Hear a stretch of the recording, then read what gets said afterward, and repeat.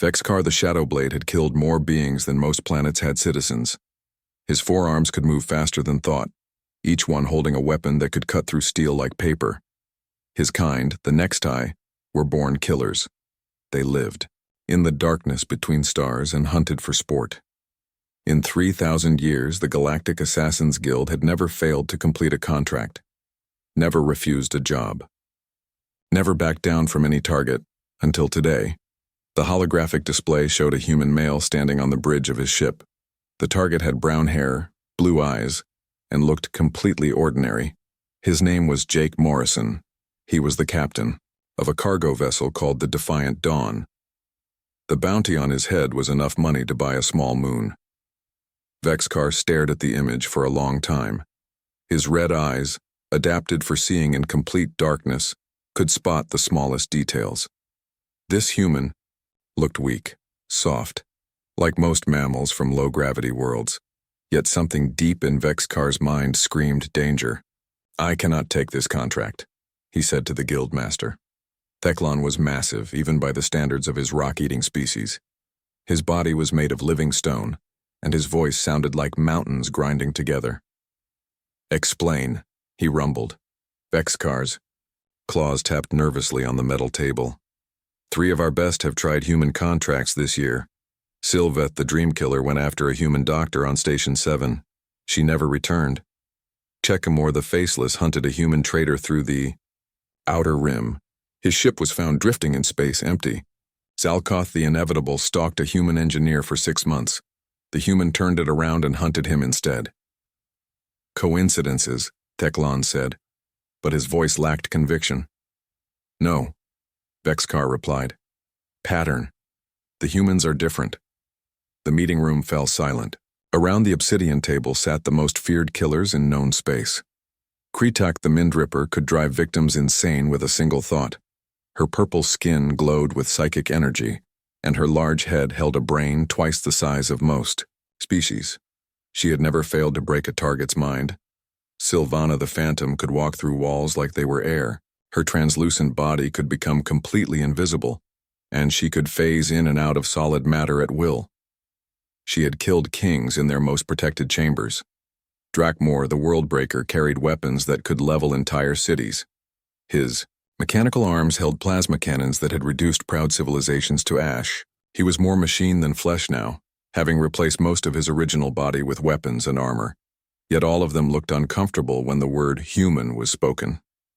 "Tell me about the failures," Teclon commanded. Vexkar activated another hologram. It showed security footage from Station 7. Sylveth went after Dr. Linda Hayes, a simple medical researcher.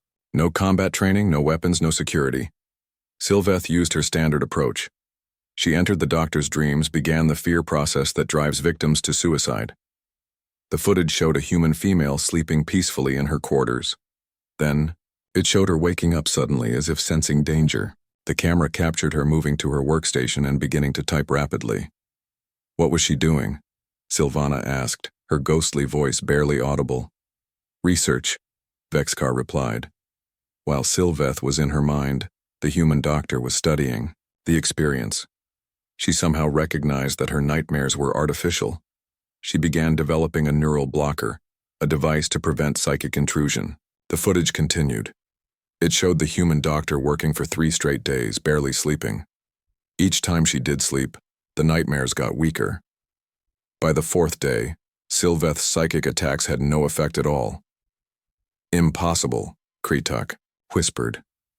"No organic mind can resist psychic domination once the fear pattern is established." "The human mind did," Vexkar said.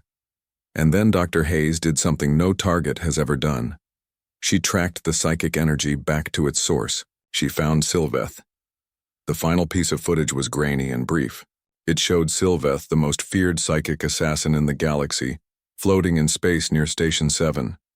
Her brain had been burned out from the inside. The psychic feedback had killed her instantly. The human doctor reversed the mental connection, Vexkar explained. She turned Sylveth's own power against her. Teclon's stone fingers crushed the armrest of his chair. "Show me the others." The next hologram displayed the wreckage of Kekmor's ship. The faceless was a shapeshifter who could look like anyone. He could take the form of a target's friend, family member, or lover. His victims never saw death coming because death wore a familiar face. Checkmore pursued Danny Rogers, a human cargo hauler. Vexcar continued. Standard infiltration protocol. Checkmore took the form of the human's business partner and arranged a meeting on the human's ship. The security recording from inside the cargo vessel showed two humans talking in what appeared to be a friendly conversation. One was Danny Rogers, a tall man with dark hair and calm eyes. The other looked like his partner, a shorter man with gray hair. The shapeshifter was perfect, Vexcar said. Voice, mannerisms, memories, everything was identical. But watch what happens. In the recording, Danny Rogers suddenly grabbed a wrench from his workbench and swung it at his partner's head. The blow should have killed a human instantly. Instead, the figure stumbled and began to change shape, revealing Checkmore's true form. How did he know? Drakmore asked, his mechanical voice crackling with electronic interference. We studied the audio, Vexcar replied. The human asked his partner about something that happened the week before. Checkmore gave the correct answer, based on intercepted communications, but the human knew that his real partner had been drunk during that conversation and wouldn't remember it correctly. The recording showed the fight that followed. Checkmore was faster and stronger than the human, but Danny Rogers used the environment to his advantage. He led the shapeshifter through the cargo bay, using magnetic cranes and moving containers as weapons. When Checkmore tried to escape, he found that the human had sealed all the exits. The human turned his own ship into a trap, Vexcar said. He vented atmosphere in sections, used electrical systems to stun his attacker, and finally spaced Checkmore through the cargo door. Silvana leaned forward, her phantom form flickering. He knew the attack was coming. That's what makes humans dangerous, Vexcar replied. They don't just react to threats, they anticipate them. They plan for things that haven't happened yet. The final hologram showed the hunt for Zalkoth the Inevitable. His target had been a human engineer named Chris Miller, who worked on a mining station in the Kepler system. Zalkoth was a tracker, able to follow prey across star systems using advanced sensors and predictive algorithms. Zalkoth stalked Miller for 6 months, Vexcar explained. He learned the human's patterns, his habits, his weaknesses. He planned the perfect ambush. The recording showed a figure in advanced stealth armor moving through the mining station's corridors. Zalkoth's suit made him nearly invisible, and his movements were silent. He reached the human engineer's quarters and prepared to strike. The door exploded inward. Chris Miller stood in the hallway holding a mining laser. Behind him were a dozen other humans, all armed with industrial equipment turned into weapons. They had been waiting. The human engineer had detected the surveillance, Vexcar said. Instead of running or hiding, he used himself as bait. He coordinated with the other humans on the station to set a trap. The footage showed Zalkoth fighting desperately against overwhelming numbers. His advanced armor and weapons were impressive, but the humans fought with a coordination that seemed impossible. They moved like they could read each other's minds, covering weaknesses and supporting each other without communication. Zalkoth was the perfect hunter, Vexcar concluded. But humans don't hunt alone. They hunt in packs. The meeting room was quiet for a long time. The most dangerous killers in the galaxy sat in silence, processing what they had seen. Finally, Theclon spoke. You believe humans are too dangerous to hunt? I believe, Vexcar said slowly, that humans are the hunters. We are the prey. Dr. Elena Rodriguez stared at the data on her screen for the 3rd time that morning. The numbers made no sense according to everything the galaxy knew about evolution and species development. She was a xenobiologist, someone who studied alien life forms. And she had spent the last 8 months trying to understand why humans were so different from every other intelligent species in known space. Her research station, Meridian 7, orbited a gas giant in neutral space. It was the perfect place to study alien biology without interference from any government or military. The station housed scientists from 12 different species, all working together to understand how life developed across the galaxy. Elena had started this research after hearing reports about failed assassination attempts on human targets. At first, she thought the stories were exaggerated. Humans were not particularly strong or fast compared to most aliens. They had no natural armor, no claws, no poison, no psychic abilities. They seemed average in every way. But the data told a different story. She activated her communicator and sent a priority message to Earth. Within minutes, Commander Rick Patterson appeared as a hologram in her lab. He was a tall man with graying hair and tired eyes. As head of Earth's Defense Council, he had been dealing with increasing threats against human citizens across the galaxy. "Dr. Rodriguez," Patterson said, "your message mentioned critical findings about human biology. What have you discovered?" Elena gestured to the massive display screen behind her. It showed comparative data from hundreds of intelligent species. "Commander, we need to talk about what makes humans unique. The galactic community doesn't understand what they're dealing with. When they target our people," Patterson leaned forward in his command chair, even though he was speaking through a hologram from Earth. "Explain." Elena touched her control panel, and the screen filled with planetary data. "Every intelligent species we've encountered evolved on what we call garden worlds. Stable climates, consistent weather patterns, predictable seasonal changes. Their home planets had steady gravity, regular day-night cycles, and environments that stayed roughly the same for millions of years. The display showed peaceful worlds with calm oceans, gentle weather, and stable ecosystems. Green planets where evolution could take its time, where species could specialize in specific environments without worrying about sudden changes. Earth is different," Elena continued. She changed the display to show Earth's history. "Our planet tried to kill us for 4 billion years. Ice ages that covered continents, asteroid impacts that blocked out the sun, volcanic eruptions that poisoned the air, magnetic pole reversals that exposed the surface to deadly radiation." Patterson watched as the screen showed Earth's violent past. Massive glaciers advancing and retreating, continents smashing together, oceans rising and falling, climate changes that happened in decades instead of millennia. "Other species had time to develop in stable conditions," Elena explained. "They could afford to specialize. The Altarians developed advanced mathematics because their world never changed. The Zephyrians became perfect warriors because they only had to fight other Zephyrians. The Mokari gained psychic abilities because their planet was so peaceful they could focus on mental development." She paused and looked directly at Patterson's hologram. "Humans had to become generalists. We couldn't specialize because our environment kept changing. We had to be smart enough to make tools, tough enough to survive disasters, social enough to work together, and adaptive enough to live in completely different conditions." The screen now showed human ancestors surviving ice ages, living through volcanic winters, escaping floods and rebuilding after disasters. Generation after generation of humans who lived through catastrophes that would have wiped out other species. "But there's more," Elena said. She pulled up brain scans from different species. "Look at pattern recognition capabilities." The scans showed how different species processed information. Most aliens had brains optimized for specific tasks. The crystalline collective could perform incredible calculations, but struggled with creative thinking.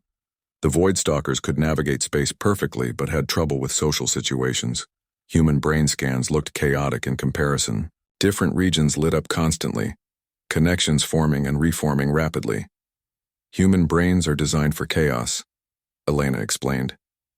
"We evolved to spot patterns in random events, to find threats in unclear situations, to make decisions with incomplete information. Other species need clear data to act. Humans can work with hunches, guesses, and gut feelings."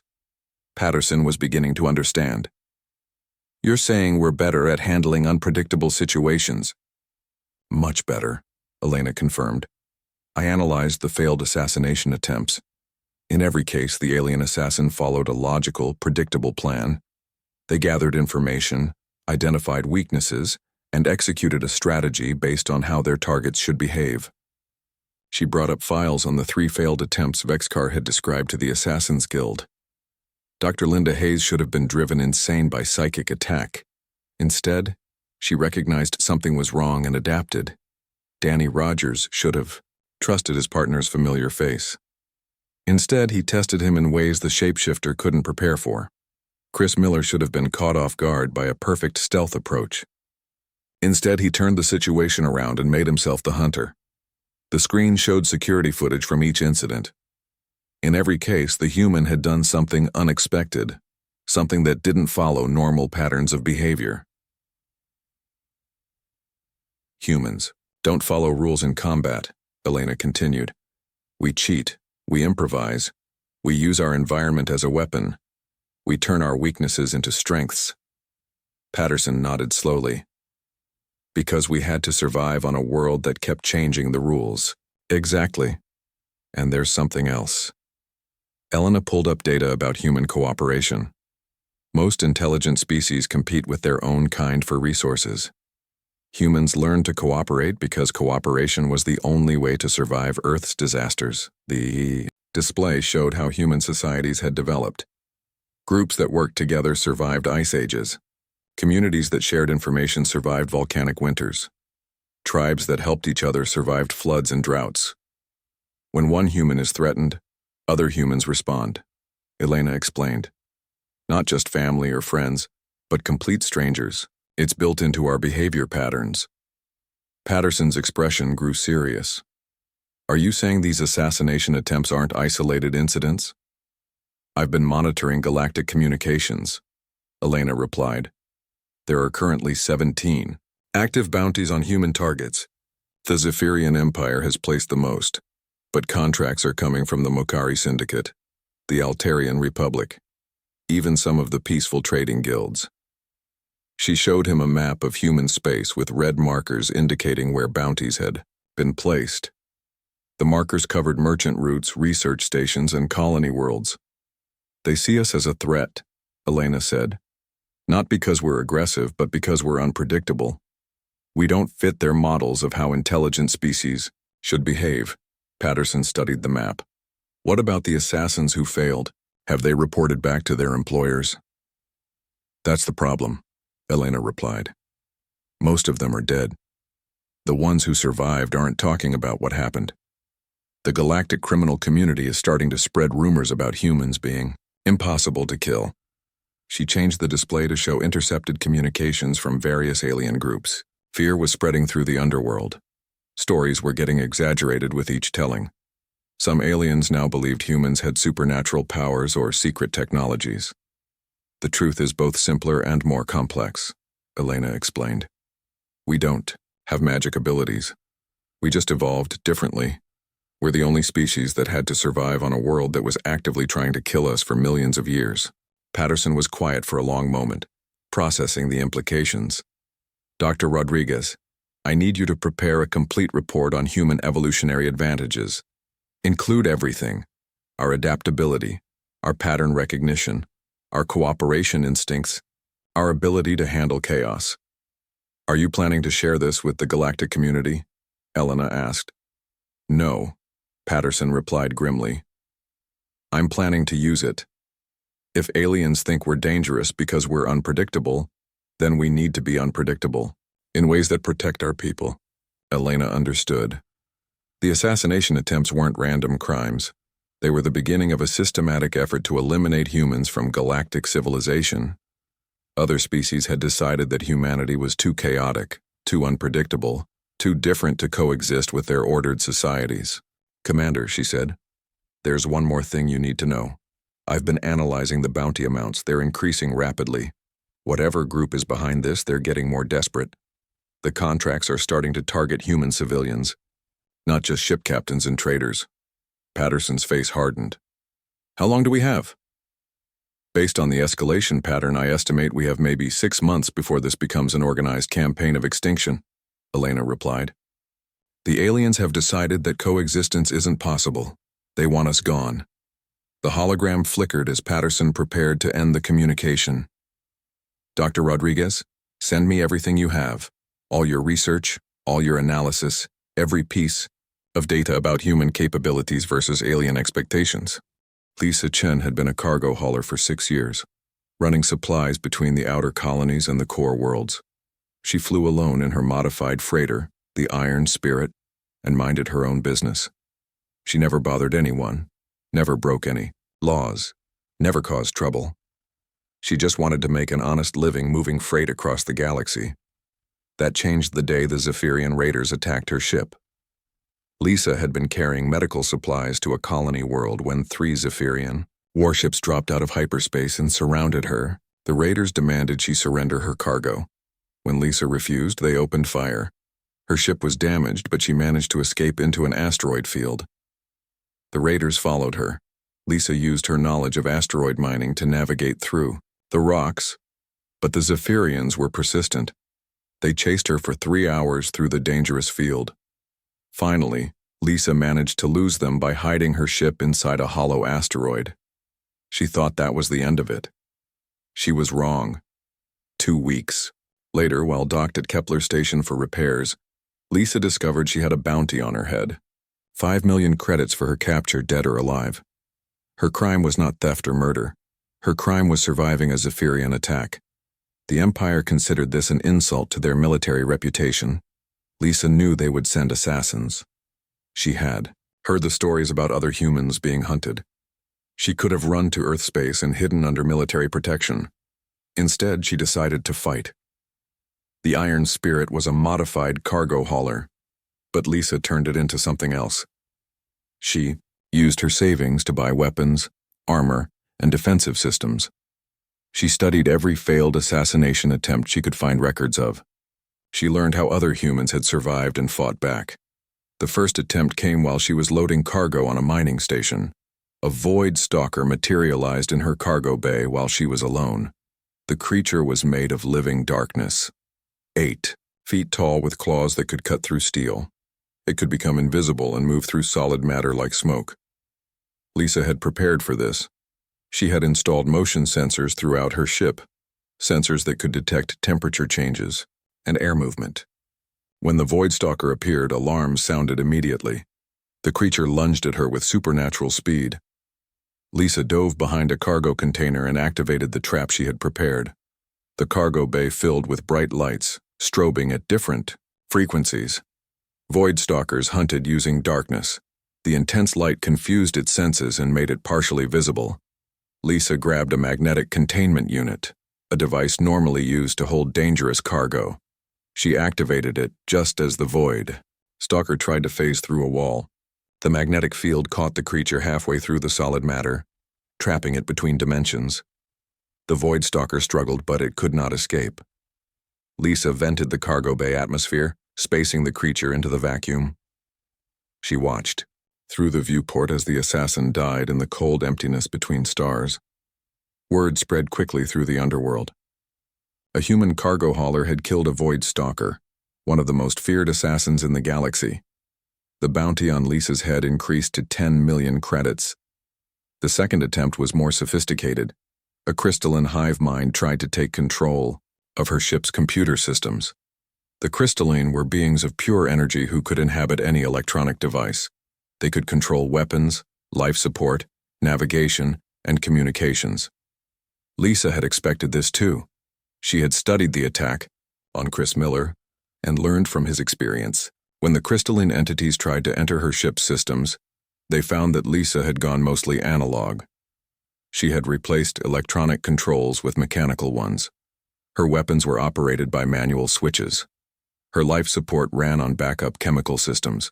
Her navigation used star charts and manual calculations instead of computer guidance. The crystalline entities found themselves trapped in isolated computer cores with no way to affect the ship's critical systems. Lisa used electromagnetic pulse charges to destroy the crystal matrices that housed their consciousness. The entities died screaming in frequencies only they could hear. After the second failed attempt, something unexpected happened. Other humans began contacting Lisa. Ship captains, traders, miners, scientists, all of them with bounties on their heads. They had heard about her successful defenses and wanted to share information. Captain Ben Foster of the merchant vessel Star, trader, had survived 4 assassination attempts. His ship now looked more like a warship than a cargo hauler. Dr. Amy Parker, a medical researcher, had gone underground and was moving through hidden networks on various space stations. She had turned invisible, living in the spaces between official records. They began working together. When one human was attacked, the others learned from it. They shared techniques, weapons, and intelligence. They turned their individual fights into a coordinated defense. Lisa's third attacker was a spectral assassin, a being that could exist in multiple dimensions at once. It could attack from angles that should not exist, appearing and disappearing at will. The creature had never failed to kill a target, but this time, the target was ready.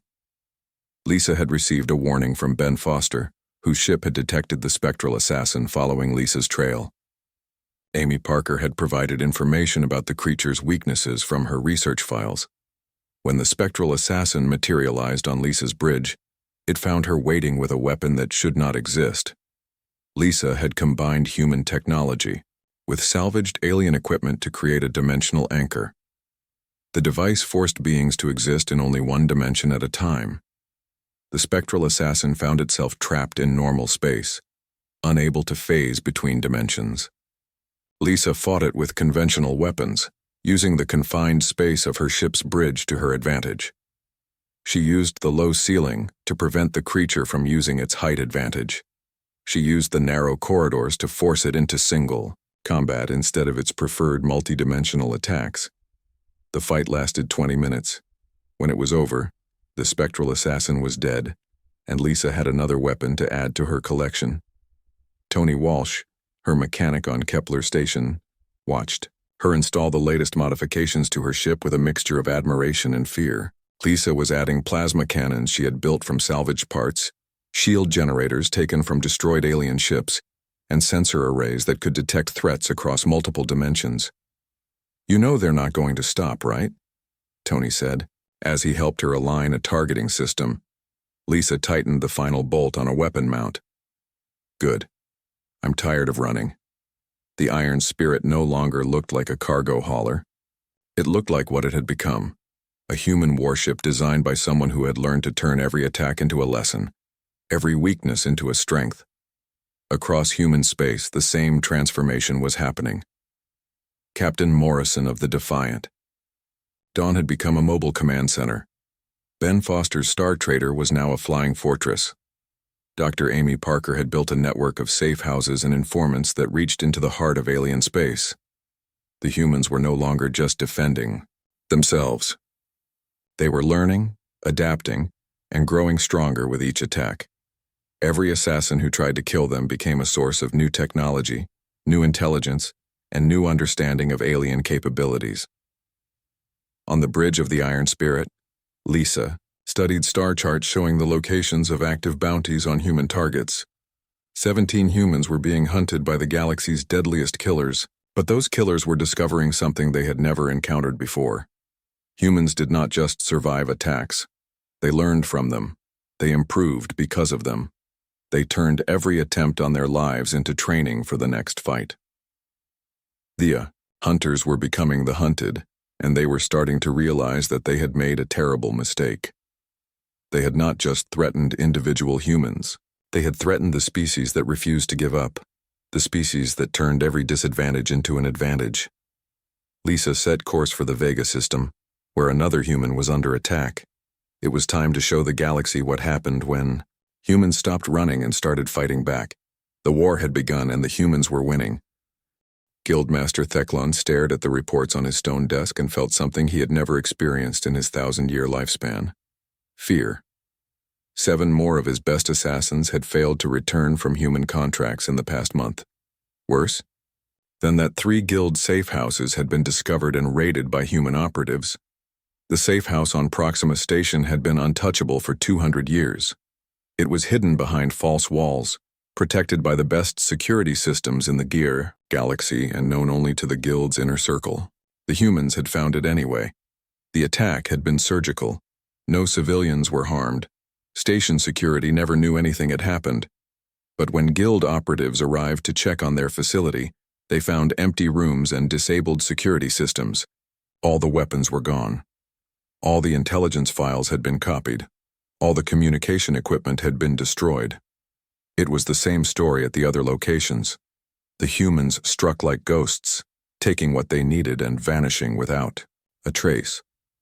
They left no evidence except a simple message written in standard galactic script. We know who you are. Teklon's intelligence chief, Narvek the All-Seeing, entered the chamber with more bad news. His compound eyes reflected fear as he approached the massive stone throne. Guildmaster, Narvek began. We have lost contact with the Omega facility.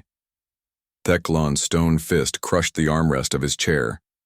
The Omega facility was their most secret base, a hidden station in the dead space between star systems. Only 5 beings in the galaxy knew its location. How? Teklon demanded. We believe the humans have formed a network, Narvek explained. They are sharing information, coordinating responses. When one is attacked, the others learn from it.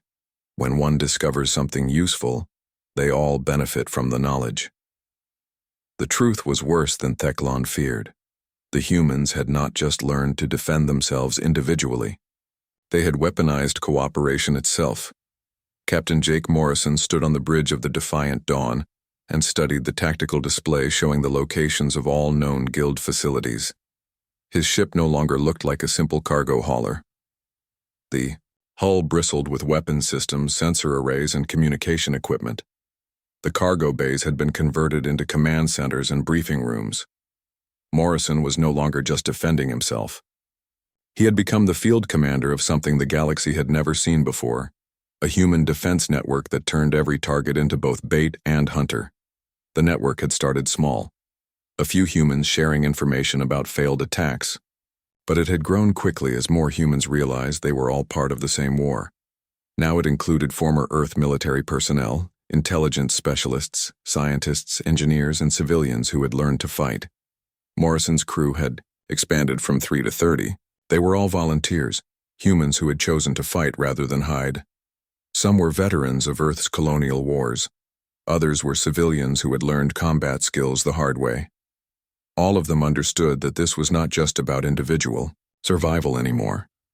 Lieutenant Kate Murphy, Morrison's intelligence officer, approached with a data pad in her hands. She was a former Earth intelligence analyst who had joined the network after her research station was attacked.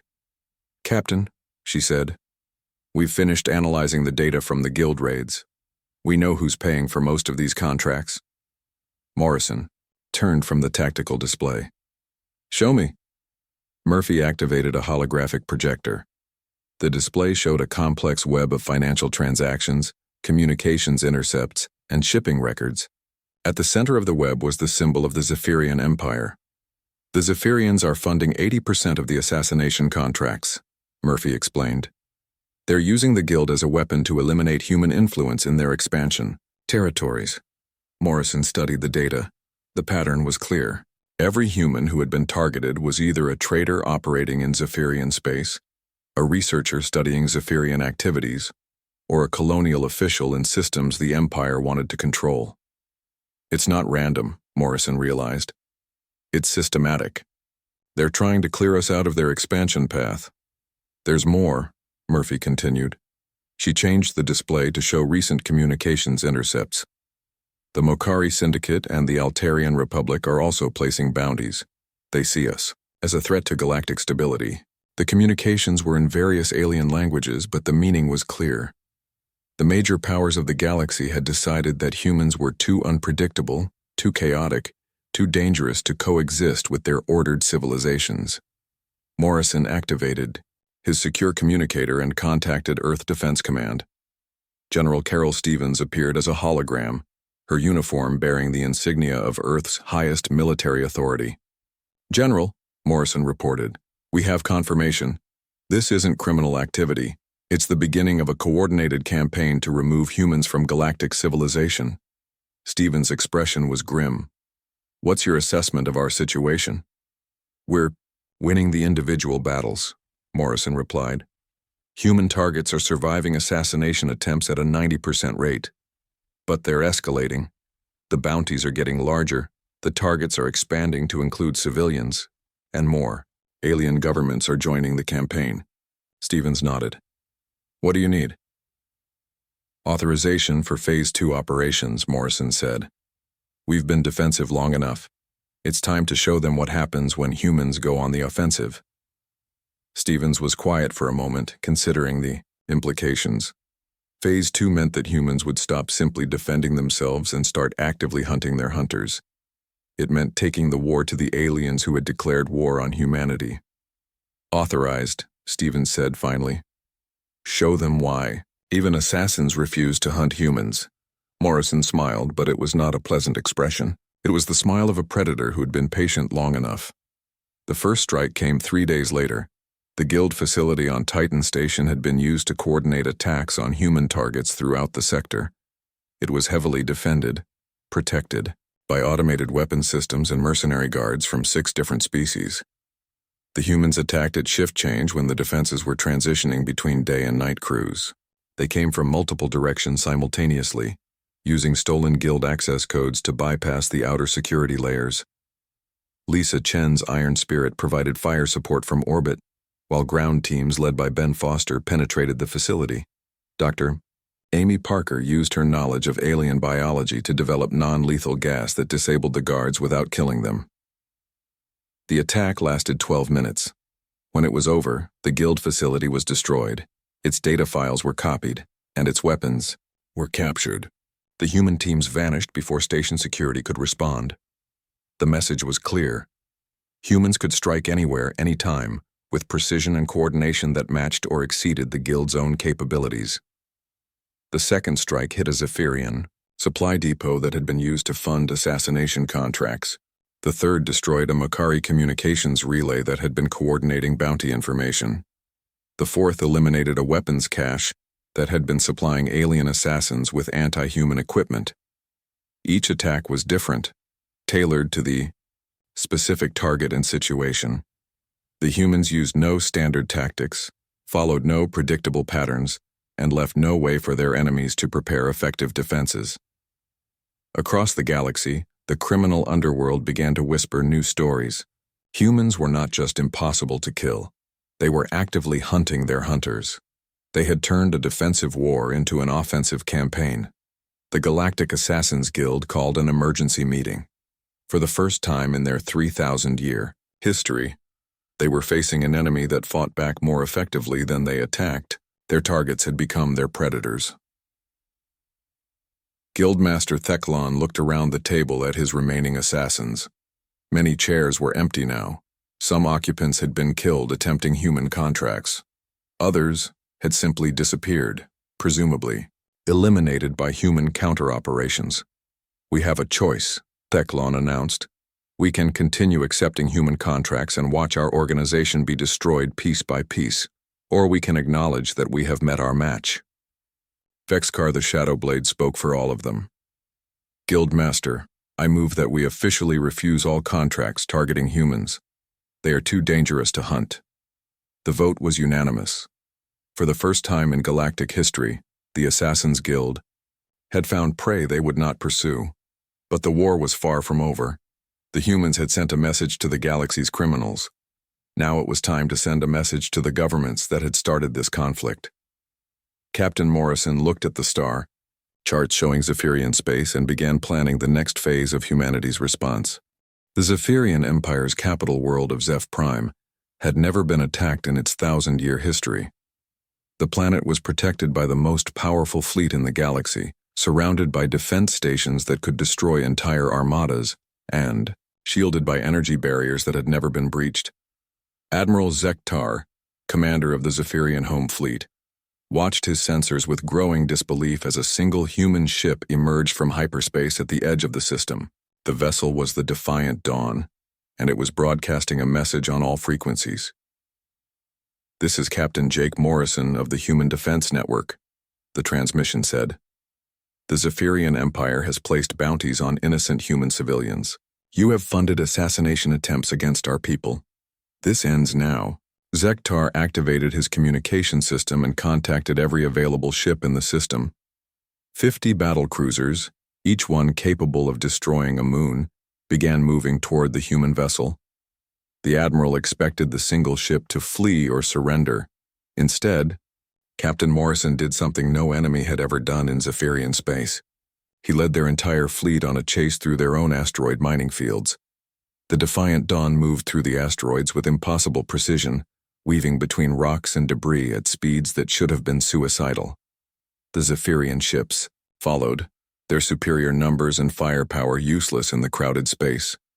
What Admiral Zektar did not know was that human operatives had been preparing for this moment for weeks. Hidden charges had been placed throughout the asteroid field.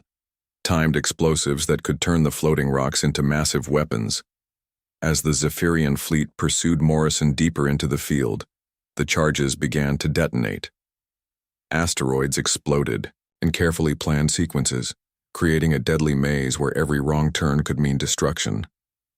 The home fleet found itself navigating through a trap that used their own mining operation against them.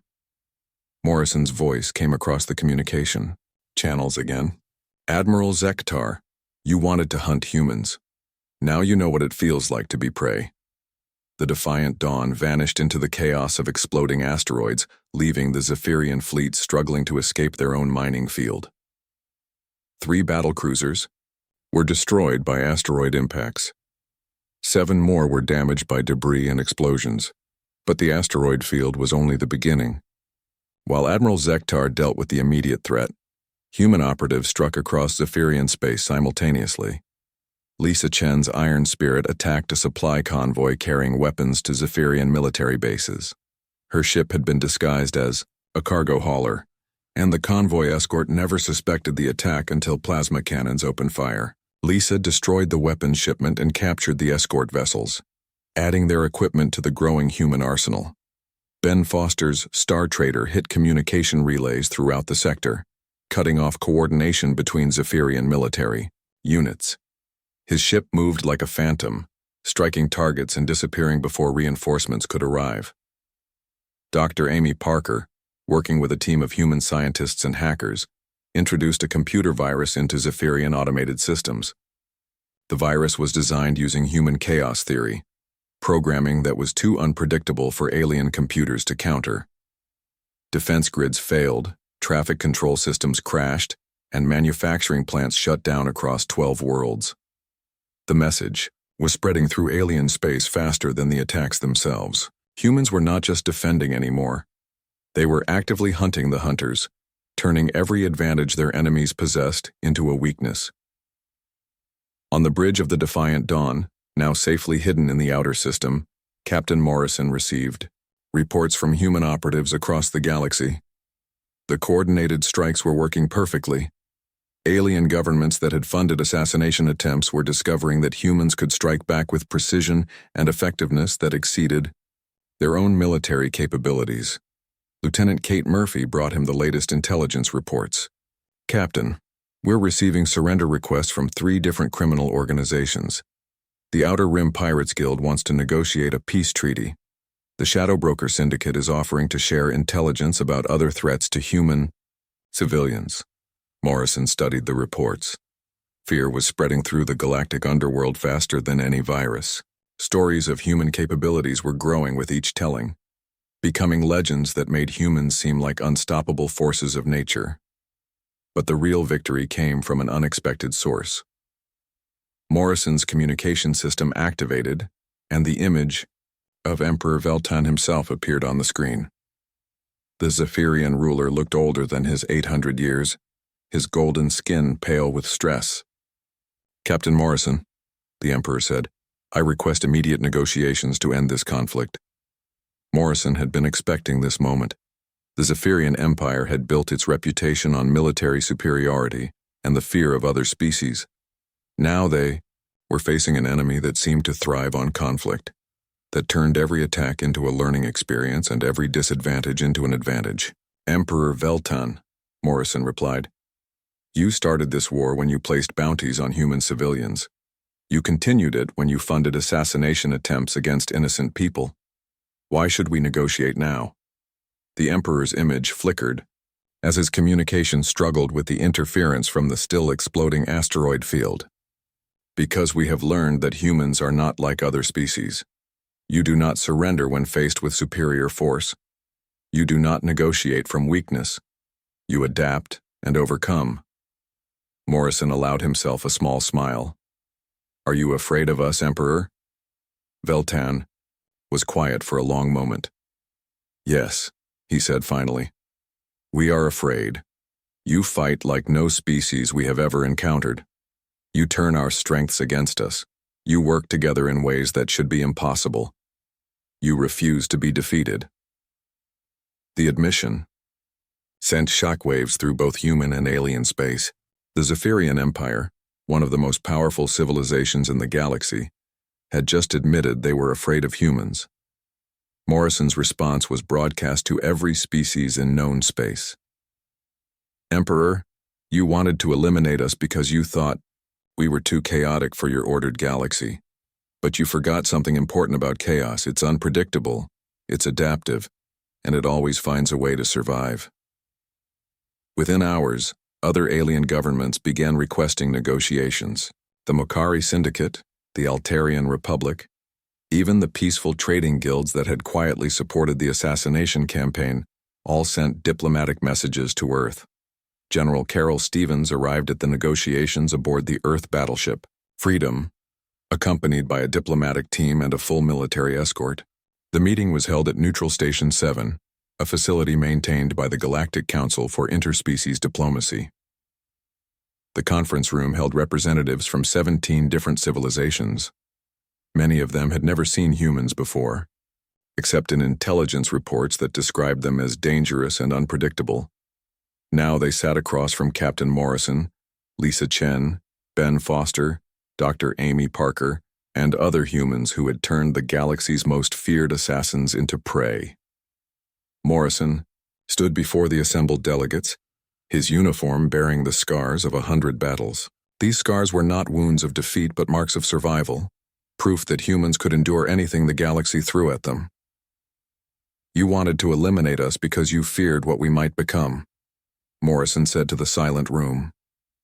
But you forgot something important about humans. We don't just survive, we excel, we adapt, we overcome. He gestured to his companions. Lisa Chen was a simple cargo hauler until you tried to kill her. Now she commands a warship that has defeated your best assassins. Ben Foster was a merchant until you declared war on his species. Now he leads strike teams that can penetrate your most secure facilities. Morrison's voice carried across the room, reaching every alien diplomat. Dr. Amy Parker was a medical researcher until you put a bounty on her head. Now she develops weapons and strategies that your military advisors cannot predict or counter. The room remained completely silent as Morrison delivered his final message. You can try to hunt us, but remember this. We evolved on a world that spent 4 billion years trying to kill us. We survived ice ages, asteroid impacts, volcanic winters, and predators that could tear us apart with their bare claws. We're still here. Morrison looked directly at Emperor Veltan. The question you need to ask yourselves is not whether you can defeat us. The question is whether you can survive making us your enemies. Emperor Veltan rose from his seat, his golden robes rustling in the silence. The Zephyrian Empire formally withdraws all bounties on human targets and offers a treaty of non-aggression with Earth and its colonies. One by one, the other alien representatives followed suit. The assassination contracts were cancelled. The 4 bounties were withdrawn. The war that had started with aliens hunting humans ended with aliens begging for peace. As the delegates filed out of the conference room, Morrison received a final message from Guildmaster Theclon. Captain Morrison, the Galactic Assassins Guild officially declares humans to be an untouchable species. No member of our organization will ever again accept a contract targeting your people. The message spread across the galaxy within days. Humans were no longer just another species to be cataloged and controlled. They were the species that had turned the hunters into the hunted, the species that even the most feared assassins refused to pursue.